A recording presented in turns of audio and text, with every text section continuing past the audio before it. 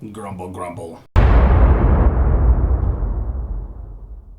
Hey everyone, it's the Grumpy Meeple, and I am coming back at you with the first in what is going to be a very long series of unboxing videos for X-Men Marvel United.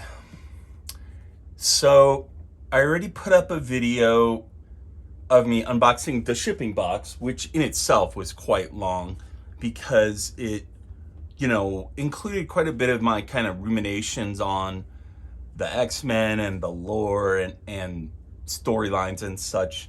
And if anyone remembers, I used to run a series called X-Men United Who Dis, which was basically very much that. I would take a character and I would dig into their backstory and talk about their power set a little bit and whatnot. I fell off of that just because back then I was so new on YouTube and so new to kind of what we'll call editing very charitably that it was difficult. The videos took an inordinate amount of time for the number of views that they were getting. And so I bailed on this series after a few installments. But I think what I want to do with this unboxing is kind of revise that or rebirth that series. So the idea is I'm going to unbox this stuff one by one, and we are going to dig a little bit into each character and each villain, along with talking about the components and such that are included. So let's get to it. And I'm doing this with the playmat as the backdrop, even though, to be honest, I'm a little disappointed in this playmat. It's definitely not the best playmat I've ever gotten.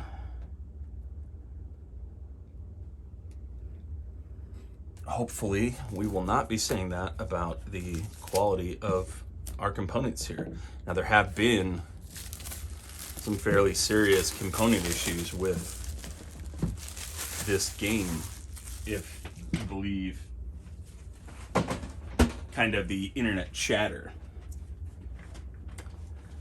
Broken pieces, missing pieces. I'm not missing anything from this pledge, but Simon did forget to send me one of the Zombicide crossover packs that I purchased from Massive Darkness 2. And I've heard anecdotally a lot of people having broken miniatures, damaged miniatures, and then I'm hoping that we won't see that, because if we do, then what little mercy I might have left for Simon will likely go the way of the dodo. Okay. Popping the box off. Fuck you. I don't really care about free ship flyers.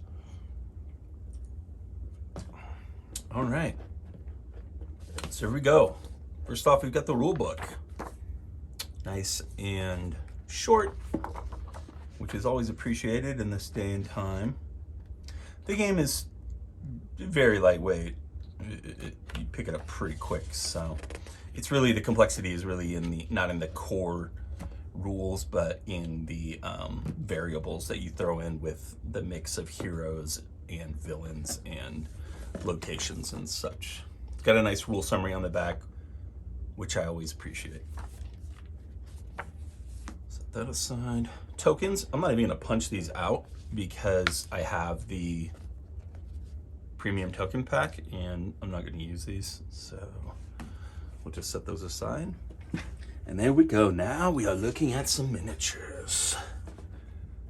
So this set comes with 10 miniatures, which, especially if you're buying this at retail, that's not a bad deal. That's kind of it's a nice little package for retail, because you're getting some really high quality hopefully high quality miniatures of some really iconic characters and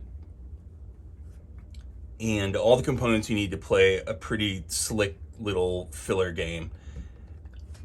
And so I think for retail, this is a cool set, especially if you're an X-Men fan. Like, this would be an easy choice for an X-Men fan for like Christmas or a birthday, even if they're not necessarily a board game fan, because the minis are cool in and of themselves. Even unpainted, they're cool.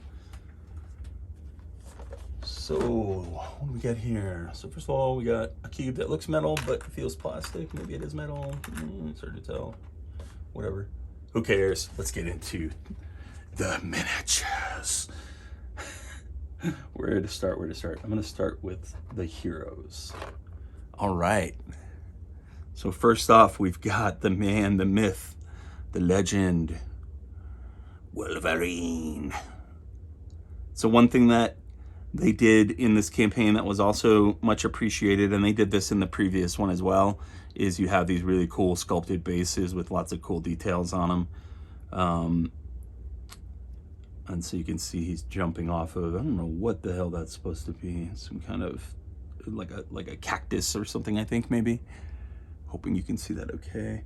He's got his iconic mask. He's got his claws, his boots are flaring out, his head is flaring out. Nice rippling muscles on his back. Very cool. You know, not the craziest pose I've ever seen in my life, but very cool. All this storage is trash, as far as I'm concerned, at least. It works fine if it's just the core set, and I do still use it for the core set of Marvel United, which is all I have for that pack. But it will not survive the transformation as I try to get all this stuff together. All right. Here we've got, who the hell is that? Is that Storm? I didn't think she was in this set.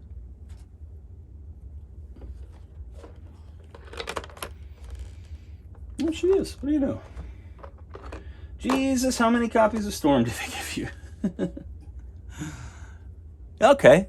Still, very cool. One of the iconic X-Men. I love Storm. I just, if you saw my unboxing video, you'll know I just wasn't pleased with her being one of the exclusive mini boxes, because she's a pretty basic vanilla character, especially compared to Old Man Logan, which is a pretty, you know, specific, like, deep cut. And to have Storm with the mohawk is like, she's probably gonna look pretty similar to Storm with no mohawk, because it's not like her power set changed radically. But very cool miniature, and I do love Storm. Oh, here we go. The man, the myth, the legend, Scott Summers. Love this. He's got his hand up to activate his visor. He's got his belts and buckles. These are all very traditional, like 90s, like Jim Lee based art styles, I feel like. Which is cool because it's kind of what everybody remembers. Like, this looks like a chibi version of Cyclops from, you know, like X-Men #1. Really cool, though. He's standing on some kind of ruined platform building. He's got his hair selected back. Love it. Next we have Charles Xavier. Go forth, my X-Men. He's got his giant bald head, his awesome floating chair. This is very cool. I'm really excited about this set. It doesn't get much better than this in terms of fan service. Here we've got Dr. Henry McCoy. Hank Henry McCoy, the Beast.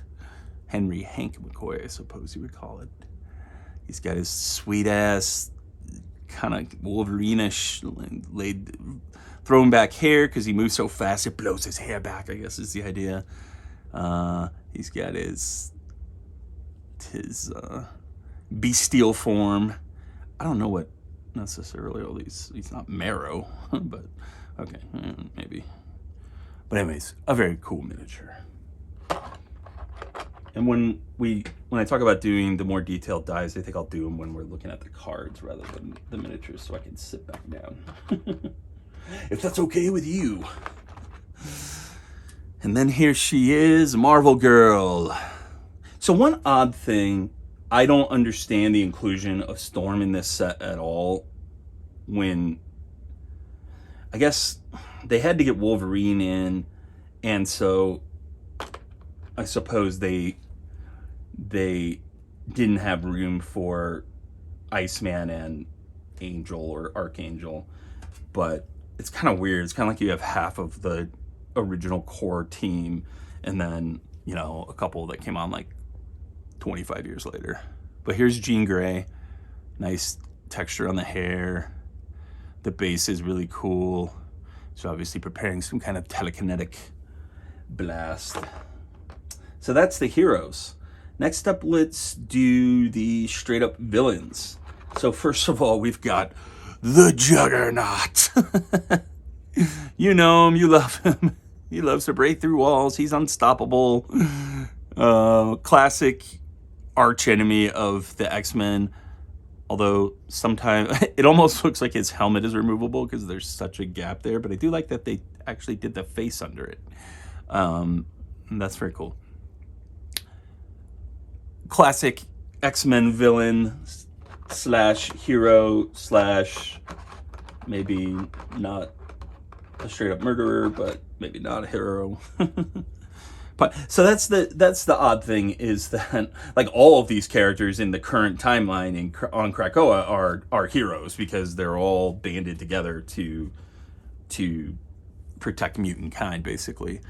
But they're going back to the classic era with this stuff. Here's Sabertooth, Wolverine's absolute classic arch nemesis. He's looking really cool, very feral looking. He's got his claws and his big, beautiful mane of weird hair, or is that part of his costume? It's unclear.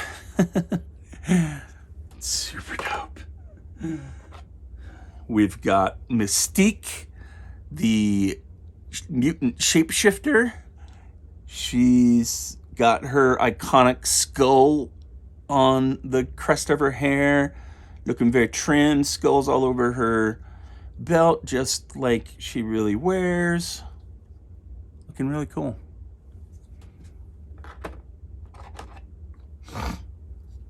And then the man, the myth, the master of magnetism himself, Magnus Magneto. He's got his arms upraised as though he's pulling these girders out of the, foundations of a building, which he probably is. He's got his mask, his helmet with the iconic crest on it. This is awesome. This is an awesome miniature. I really like this. Okay, so that's it for the miniatures.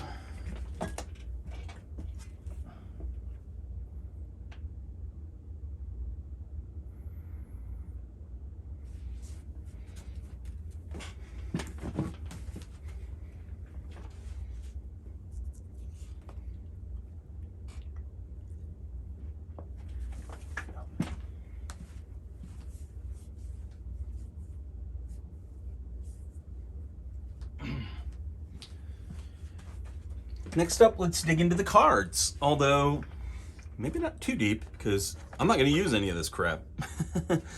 So I bought the plastic tokens, the cardboard cards, and the cardboard villain dashboards. And so this is all kind of not necessary for me to play the game, because I'm not going to use it. But I will show you how they work on the board, and we'll go through their power sets or their effects. So the game comes with, what do we got? 1, 2, 3, 4, 5. We've got 8 locations. And the way that these work is they will sit out on the board just so. And your characters and the villains will move between them, trying to, for the heroes, trying to rescue civilians or beat up henchmen,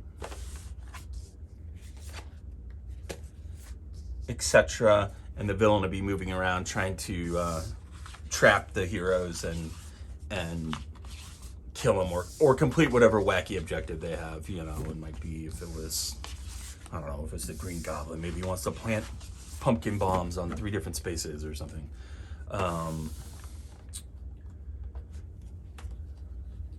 But in this case, what we've got is, first up, the Sentinel space station. End of turn, so you can see it starts with one henchman, I think they're called. I'll maybe look into that later. And then it has 2 additional slots for villains or henchmen and bystanders and whatnot, as dictated by the gameplay. You fill these slots up, and then if you can't, I think you start taking damage. It's the Sentinel space station. Okay, that's cool. And there is, you can see a Sentinel being built in the backyard. Looks like you've got a bunch of potentially heroes, people trapped in these stasis cubes. End of turn, you may discard 1 card from your hand to the bottom of your deck to swap a card from your hand with one of your face-up cards in the storyline. Interesting. So you can give up a card out of your hand to get one back that's maybe more potent than a card you had in the storyline.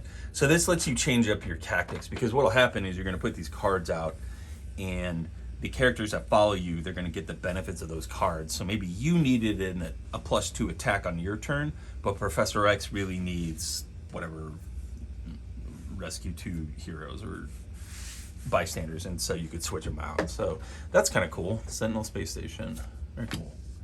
Genosha, the ruined mutant island nation, destroyed by Cassandra Nova, who I'm not sure if she's in this set or not, and the super sentinels that she unleashed upon the island, killing 16 million mutants in a single day. One of the worst days in the history of the X-Men. End of turn, so you can see the locations differ. This one has a lot more spaces on it. There are more civilian spaces because they live there, you know. End of turn, you may rescue 1 civilian from this location. Cool, because one of the things that you're going to be trying to do is you're going to be trying to rescue a certain number of civilians to unlock kind of the stages of play and some additional abilities. For instance, the villain can't actually be hurt until you get these unlocked. So there's a time when he'll be essentially invulnerable and you'll be dealing just with the henchmen and stuff. And so this would help you potentially speed that along by giving you a guaranteed rescue on your turn. Here we've got the Hangar Bay. End of turn, you may gain 1 move, special, or attack token, we'll call it. Maybe I should. Really, probably would do about 10 seconds. Move, deal damage, rescue a civilian is what the star is. And the kind of tricolor is resolve any action.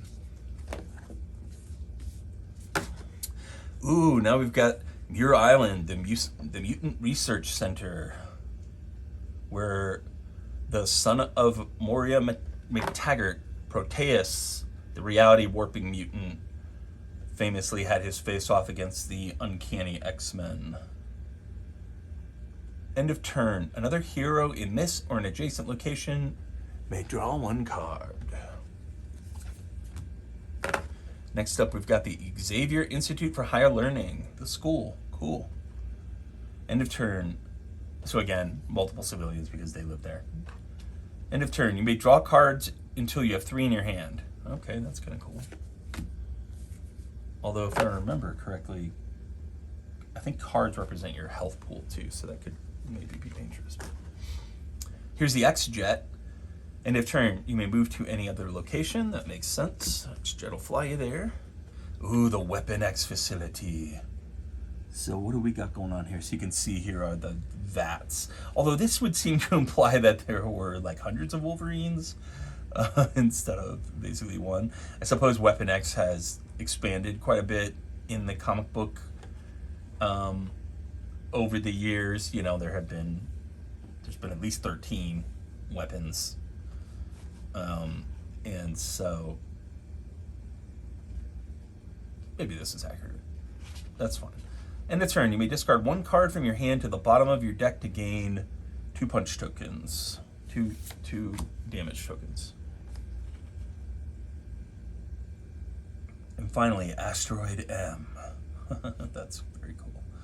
End of turn, you may deal 1 damage to a henchman or a villain in any location.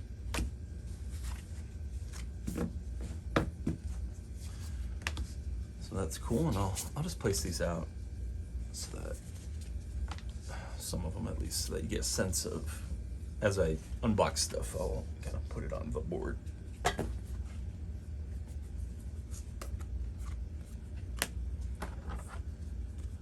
Okay. Next up, we've got the villains boards.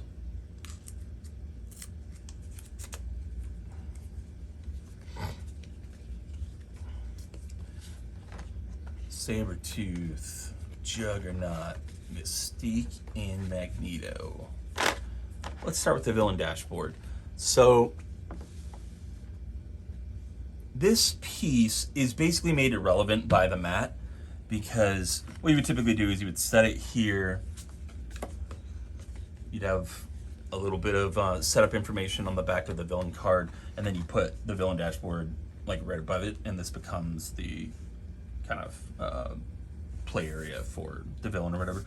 But the mat has it built into it, which I do appreciate. Although again, like the actual writing on the map is a little blurry. It's a little like low res, kind of weird, but whatever. So the villain dashboard is going to, basically you're going to put 3 cards here, and they're going to have objectives on them, like rescue 9 civilians, and so you got to fill them up with tokens that you get by playing, you know, through the game, and then that unlocks them, and you move on to the next board and try to unlock that one. Or you can be unlocking multiples at the same time. I can't remember the exact details, but we'll get into it when we do gameplay. Villain dashboard.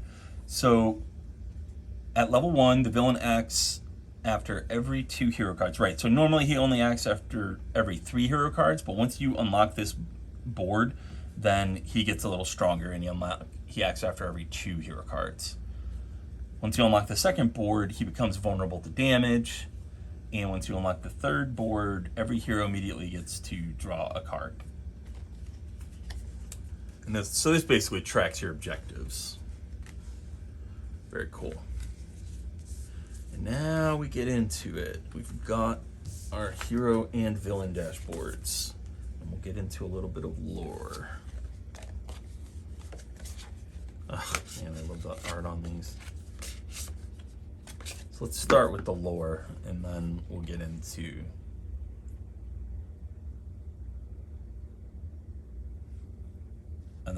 the gameplay. So Magneto, the mutant master of magnetism. So Magneto is the most iconic villain slash hero, really slash anti-hero in the entire X-Men mythos, basically. He's the original antagonist, the darker side of Xavier's vision for humans and mutants living together in harmony. So his backstory is that he was raised in, everybody knows Magneto's backstory. I feel like this is stupid, but he basically, his family was taken by the Nazis during World War II, and his family was interred, and they all basically died except for Magneto, who survived. He was a teenager at the time.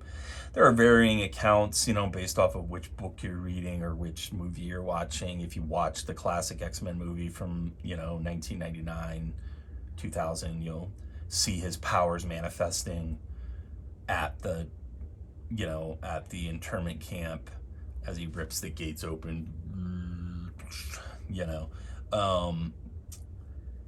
and so basically that experience scarred him forever, as you might think it would. And so once the nature of mutant kind became clear, and it became clear in his mind at least that he was a member of a different species, essentially, an evolved species beyond Homo sapiens, much like Homo sapiens were evolved beyond, the whatever, I can't remember the name of them, the cavemen. He basically decided that he was never going to let something like the Holocaust happen again, and to his people, and he would stop it by any means necessary. So he's one of the original X-Men villain. He and Xavier had a history even prior to the start of the comics, because they met on their travels in their kind of youth. So post-mutant ability kind of manifestation, Xavier meets Magneto, I think, in Jerusalem, and they formed a friendship, but it quickly became evident to Xavier that this guy's not playing by the same rules that I am, and is not messing around with these humans. And so, despite their strong kinship and friendship, which is maintained in the comics to this very day, and through all of their various conflicts, it's always clear that these two have the deepest respect for each other, and even affection. It's really not about the person, it's about the mission. And Xavier's mission is just it's more about raising everybody up, and Magneto just doesn't give a shit about anything but mutant kind, and is hell-bent on seeing their ascension and essentially replacement of baseline humans, because he feels that mutants are kind of the next step in the evolutionary change, and that just like the Cro-Mags, eventually the humans will kind of die off and Homo superior will rule the world. Really awesome characters, so many classic storylines. The trial of Magneto, you've got him for a time he was actually running the school. He was the headmaster of the Xavier Institute when the New Mutants were students there. This is while Xavier was off planet in the Shi'ar Empire. You've got the video game version of him with that incredible, beautiful, like, magnetic bubble that he always creates. And, if I were going to say one thing about Magneto, I would say that stuff like ancillary content, like the movies and the cartoons and stuff, really have consistently underestimated the true depth of his power in the books. It's not just that he can control metal. He is like intrinsically tied to one of the kind of core physics forces of the universe, essentially. And he displays a just ludicrously huge amount of power at various points in the comics. Picking up a submarine is like the least of it. He's unleashed an electromagnetic pulse across the planet that killed thousands and disabled every electronic device on Earth. He's created like a magnetic shield around the planet, or around asteroid M. He saved Kitty Pryde by pulling the Break World bullet like halfway across the universe.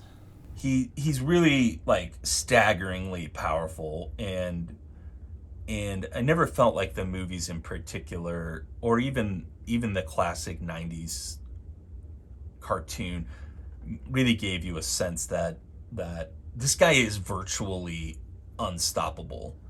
And the only reason he hasn't slaughtered all of these X-Men 100 times over is because he is conflicted and he is an anti-hero. He's not a straight villain. You know, he doesn't want to kill them. He wants to convert them. He sees them as his brethren, as his brothers and sisters.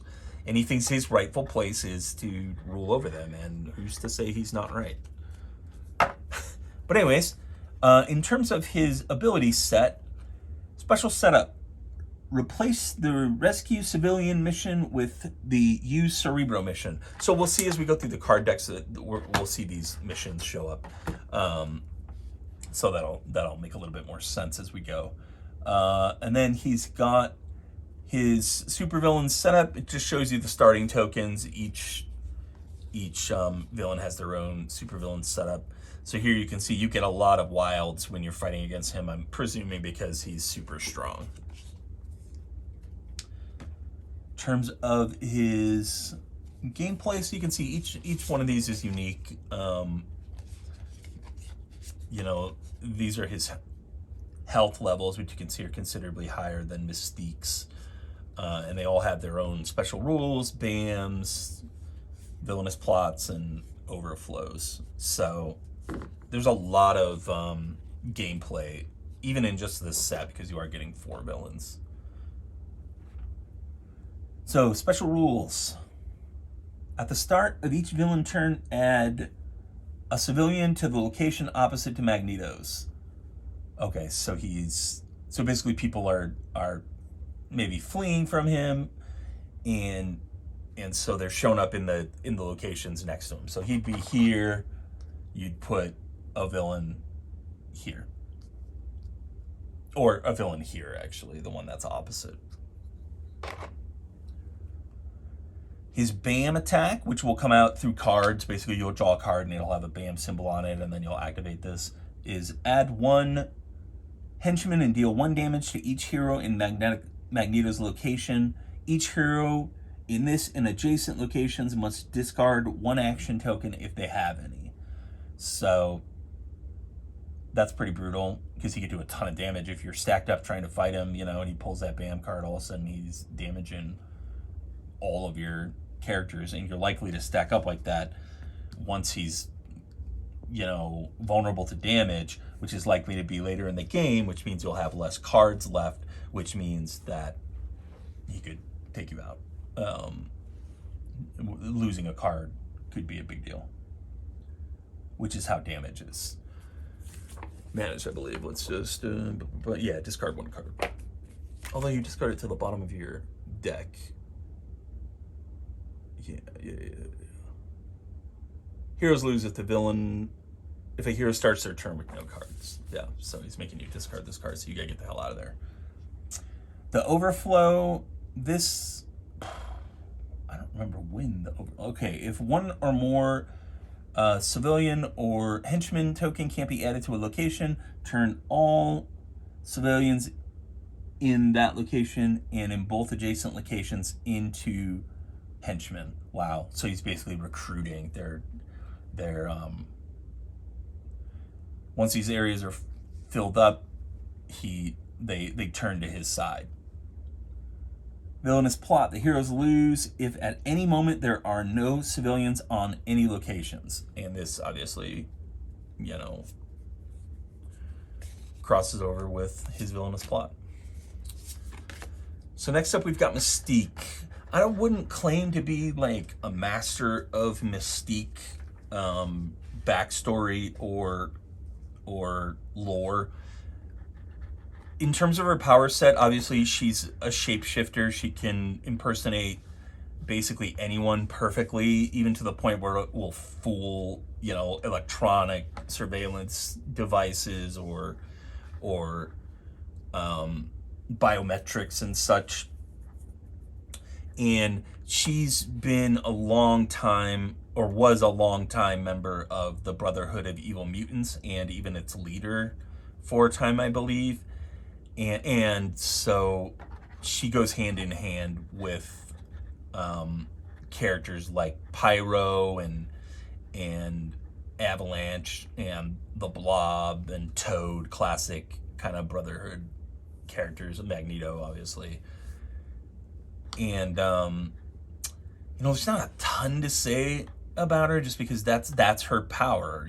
She's like a genius level strategist. She's an expert hand-to-hand combatant, and she's a shapeshifter who can assume anyone's identity. She doesn't assume their powers, so if she impersonates Magneto, she doesn't all of a sudden become the mistress of magnetism.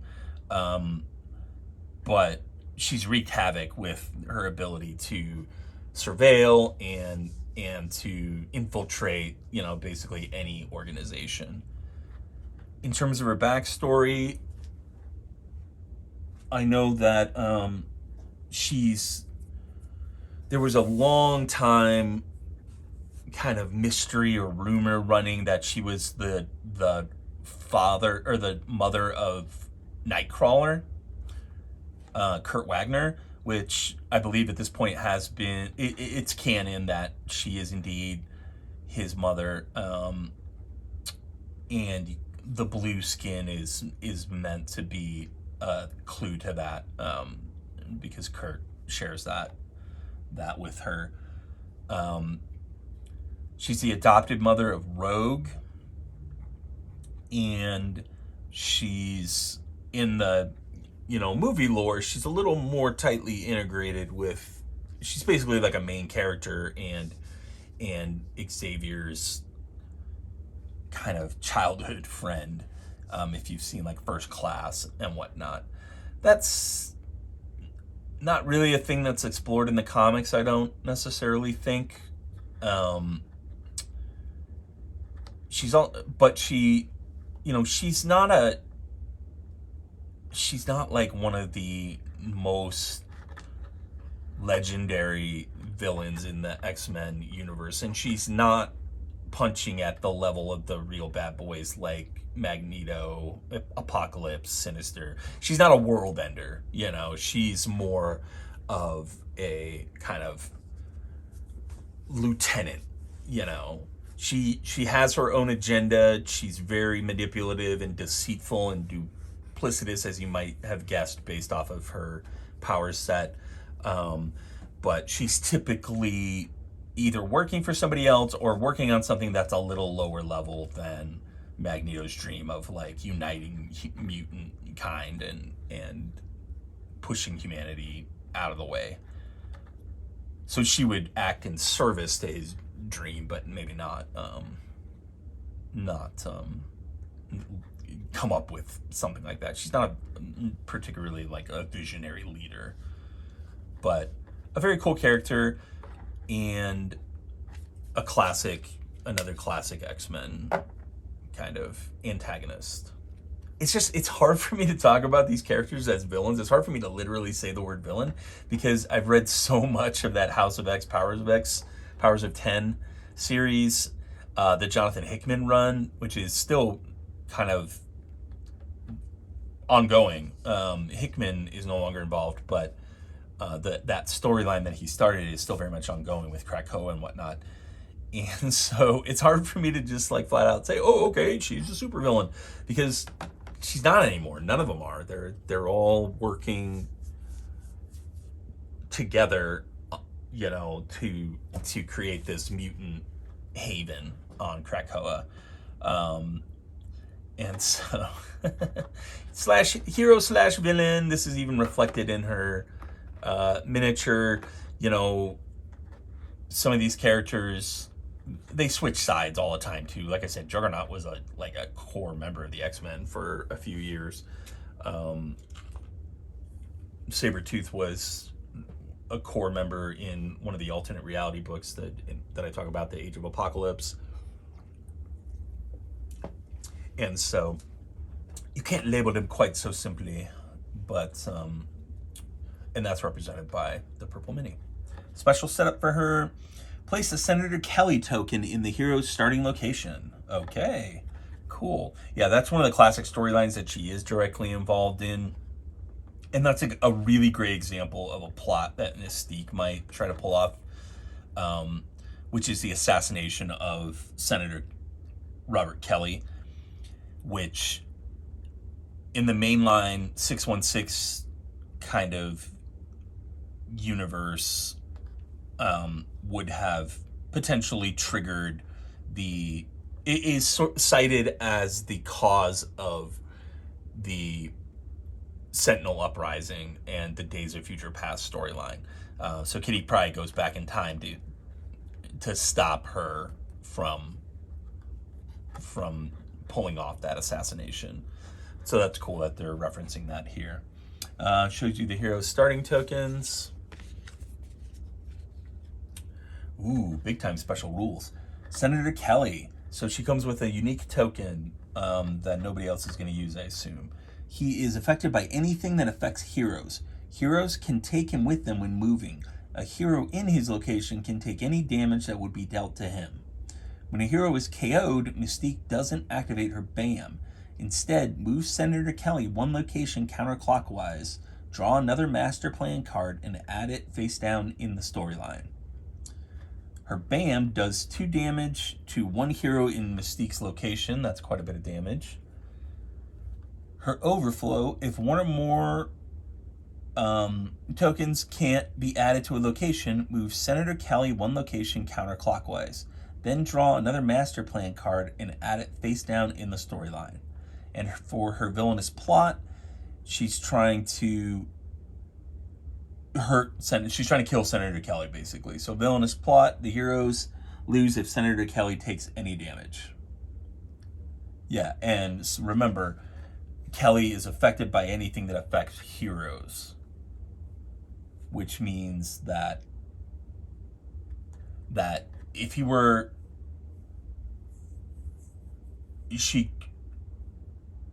if Mystique is in Senator Kelly's location when she bams, then she'll kill him, and you'll lose the game. So you got to keep him moving, or keep her out of there. Okay, next up we've got the Juggernaut. Everybody knows the Juggernaut. Everybody loves the Juggernaut. So Cain Marko is the real name of this character. He is the stepbrother of Charles Xavier in the comics. And basically, there's been a million interpretations of their upbringing and whatnot, but the basic idea is that his father married Xavier's mother, and the father didn't think much of Cain and thought quite a bit of Xavier, and really kind of he was the favored son, and this just created a brotherly rivalry that persists into Cain's kind of supervillain career and whatnot. His power set comes from a mystic gem called the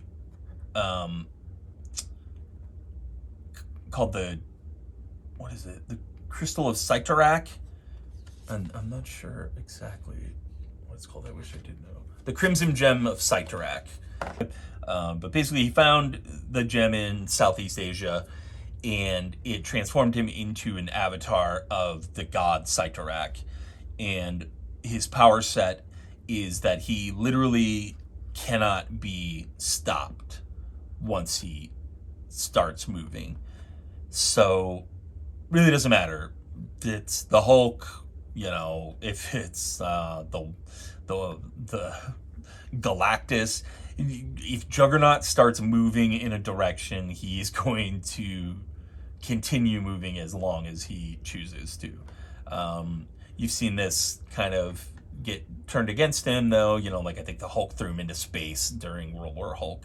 He was just like, okay, well, you can keep moving, but you're going to move in space. In the classic X-Men cartoon, Gladiator, one of the Shi'ar, the head of the Shi'ar Imperial Guard, that throws him across an ocean basically when he charges him. But he's got, super strength, insane durability, virtually unharmable, recovery, healing, he's very difficult to do physical damage to. And then on top of it, he has that aspect where he can just run through anybody basically, and little to nothing can kind of slow him down.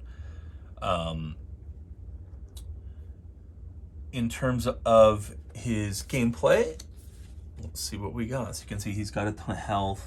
I don't know if you can see that. And his health is consistent. That's interesting. So he has 8 health no matter how many heroes he's facing, which is actually a really cool touch, because of course he does, because he's the Juggernaut. Special rules: when a hero is KO'd, Juggernaut doesn't activate his BAM. Instead, draw another Master Plan card and add it face down in the storyline. Okay, so when he kills a KO, or when a hero gets KO'd, he's just adding cards to the board here. His BAM: deal 1 damage to each hero in locations Juggernaut left, entered, or moved through during this turn. So that represents his kind of bouldering his way through the environment. Overflow: if 1 or more tokens can't be added to a location, deal 1 damage to each hero in Juggernaut's location. Draw another Master Plan card and add it face down in the storyline. So, and you can see he doesn't even have a villainous plot. He's not really a planner. He's like the guy who, just like robs a bank by just walking through the wall, basically, and just walks out and is gone. He's not necessarily a deep strategic thinker, or even somebody really with an agenda as a villain, other than maybe protect his buddies if he's teamed up with somebody like Black Tom Cassidy, who he has kind of a long-term friendship with, or did at least in the 90s, and steal stuff. And he's kind of like a bruiser, like a bully type character. And then you've got Sabertooth, the psychotic killing machine, Logan's arch nemesis, Wolverine's arch nemesis. I think it's very appropriate that he's more of a villain, because again, he's another one of these characters. He's not gonna take on the X-Men like as a team. He's primarily interested in torturing Wolverine, and even when the mutants moved to Krakoa and all was forgiven, essentially, and even Sabertooth, because he's a homicidal maniac, basically, and he murders people like it's going to the supermarket. And so he was one of the villains that was considered to be too damaged to be allowed to roam free. And he broke basically the cardinal rule, one of the cardinal rules of Krakoa, which was kill no humans, basically. He goes off on a mission for Krakoa, and he ends up killing a bunch of people because they get in his way. And so he actually gets locked up for quite a period of time in a very special cell created by Krakoa. And so again, he's the dark side of Wolverine. He's Wolverine's berserker rage,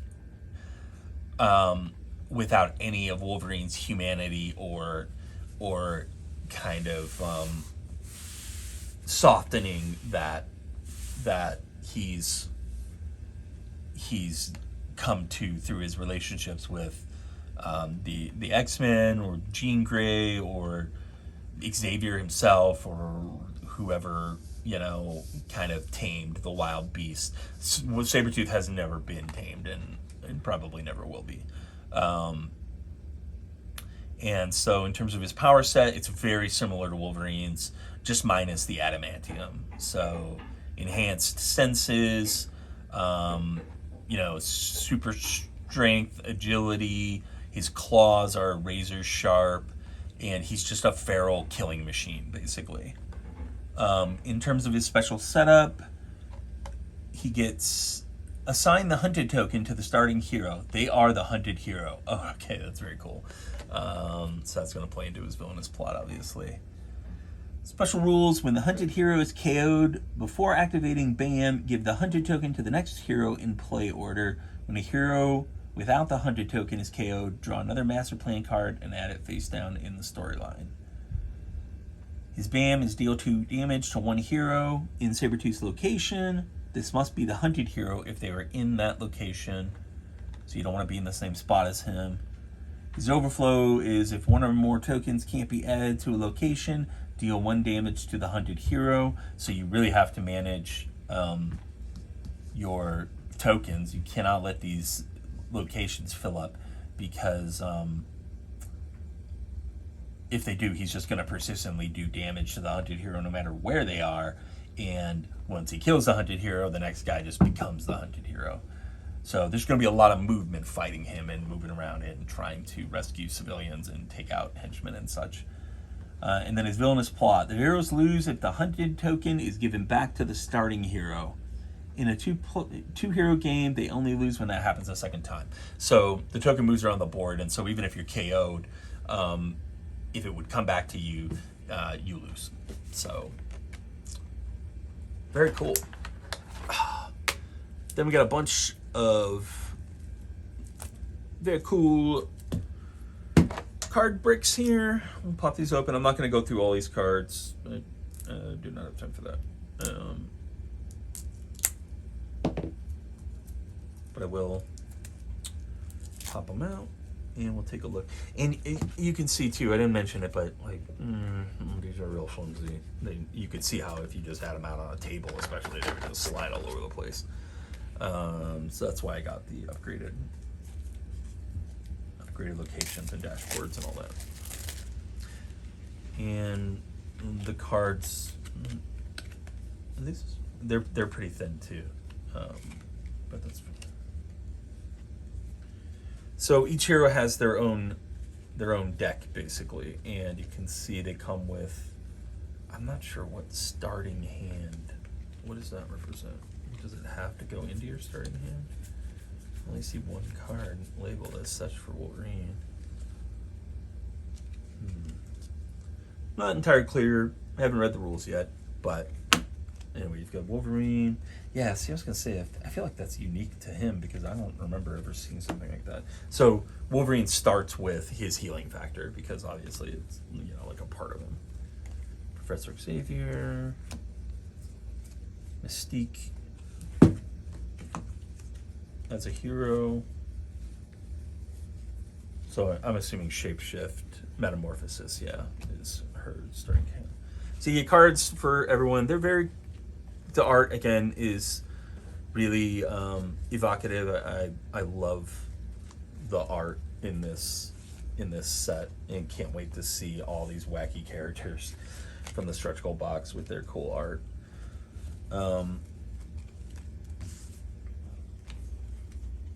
And in terms of talking about the lore, I feel like it would be a waste of time, honestly, to talk about these characters, these heroes in particular. They are so iconic at this point. It would be the equivalent of the movies always showing you Spider-Man's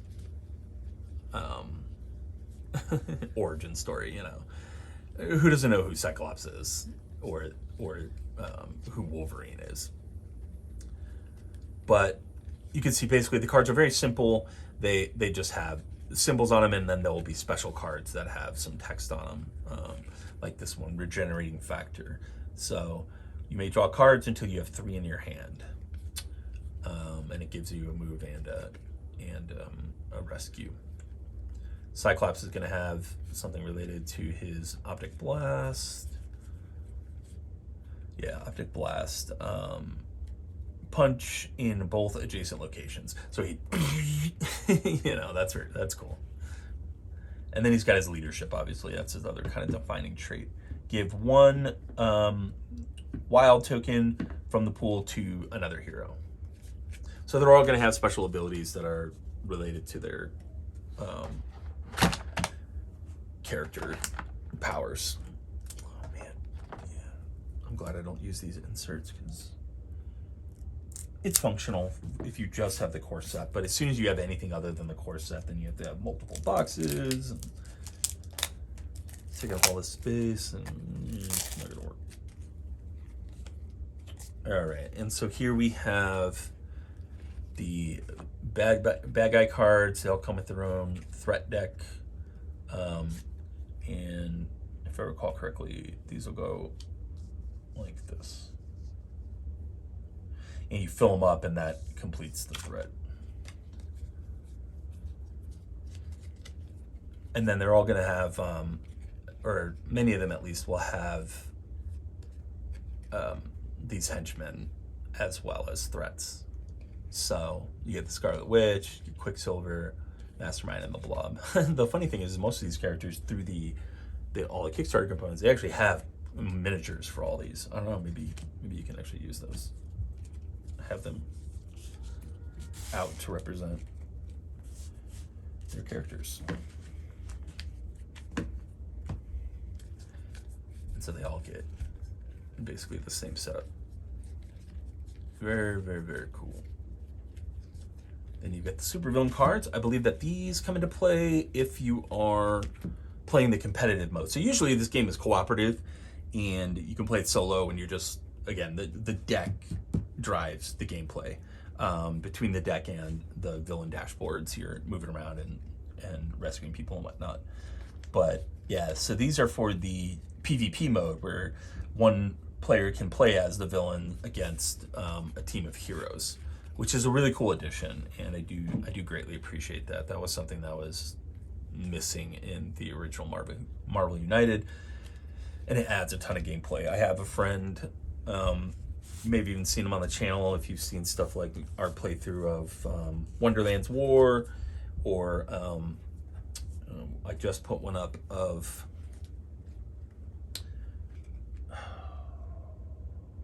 what the hell is the name of that game? I cannot remember the name of the game, but I just put another one up where he and I are playing this little miniatures game, and he despises cooperative games to the point where he would play them if I begged him to, but it is not his cup of tea. And so the only way I'm playing this with him, and he's one of my primary gaming friends, is if we play the competitive mode. So it's really cool that they included that. So you got all your hero and villain cards and whatnot, and then you have these are your standard, like your event cards, basically. So they'll look something like that. And so as you're clearing tokens off of these boards, they transfer over to these boards, and then once you complete them, you flip them over, remove them, and they're unlocked, and then you get the benefit or the harm of that space. So very cool, very cool. You've got some challenge cards that will just up the difficulty. So for a moderate challenge, during setup, each hero removes one wild generating card from their hero deck. If you want to make it really hard, you remove 2. And if you want to make it heroic, you remove one single wild and one double wild card. So that could really mess you up. Yeah, and then as an example of how the villain cards look, so you'll see that a number of these cards will have this BAM symbol. That's what triggers the BAM action on the villain dashboard. And this basically shows you kind of that Magneto's not going to move, but he's going to add henchmen to the 3 locations, or the 2 locations adjacent to him and the one that he's on. This one he's going to move 1 space. This one he's going to move 2, 3, 4. So it looks like he's not adding a ton of bad guys on any one activation. Some of these other characters you'll see they're adding villains and civilians. Oh yeah, so you get all sorts of cool Destiny, Avalanche. These are Mystique's cards. Pyro. So these are the other Brotherhood of Evil Mutant characters. Toad. See, Mystique's moving around a lot and adding a ton of tokens to the boards. Very, very cool. Can't wait to play it. So, that's about it for the unboxing of the core set for Marvel United X-Men. Component quality issues aside, which are resolved by me spending a bunch more money to get, nice thick cardboard. They better be thick. Nice thick cardboard for stuff like the dashboards and whatnot. Those very slight concerns aside, it's a pretty cool set, especially for the price point that you're going to see it at retail, where you're probably going to be able to get this for $20, in 6 months. So Christmas time shopping. Comes with, 10 really awesome, really detailed, really iconic miniatures and a really cool game too. So I would have to say that I approve of this set. I think it's looking great and I cannot wait to get it to the table. That's all I had for now. I hope you all enjoyed this unboxing / rambling, and I will talk to you later.